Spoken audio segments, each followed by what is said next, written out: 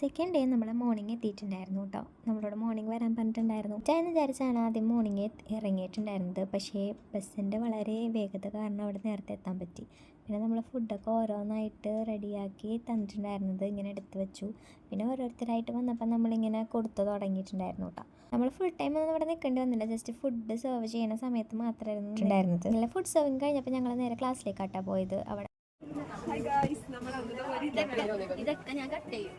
മോർണിംഗിലെ food serving കഴിഞ്ഞിട്ട് നമ്മൾ നേരെ ക്ലാസ്സിലേക്ക് പോയി. പിന്നെ നമുക്ക് ബാക്കിയുണ്ടായിരുന്ന ടീച്ചിങ് മാനുവൽസ് ഒക്കെ എഴുതി തീർക്കാനായിട്ട് നോക്കിയിട്ടാണ് മാക്സിമം. അത് കഴിഞ്ഞ് പിന്നെ ഉച്ചക്കുള്ള ഫുഡ് സെർവിങ് ടൈം ആയപ്പോഴേക്കും ഞാൻ പോയി. പിന്നെ കലോത്സവത്തിൻ്റെ അങ്ങോട്ട് ഞങ്ങൾ പോയിട്ടുണ്ടായിരുന്നില്ല അന്ന്. കാരണം ഒന്നാമത് തിരക്കായിരുന്നു, പിന്നെ നമുക്ക് ടൈം ഉണ്ടായിരുന്നില്ല. സെക്കൻഡ് ഡേ ഉച്ചയ്ക്ക് നമുക്ക് പായസം ഉണ്ടായിരുന്നു. പിന്നെ എല്ലാവരും അതൊക്കെ കുടിച്ച് അത്യാവശ്യം നല്ല രീതിയിൽ എഴുതാൻ പറ്റാത്തൊരവസ്ഥയിലായിരുന്നു. ടീച്ചിങ് മാനുവൽ എഴുതുന്ന ദിവസം രാവിലെ തൊട്ട് വൈകുന്നേരം വരെ തന്നെ ആയതുകൊണ്ട് കുറച്ച് മടിയൊക്കെ ഉണ്ട്.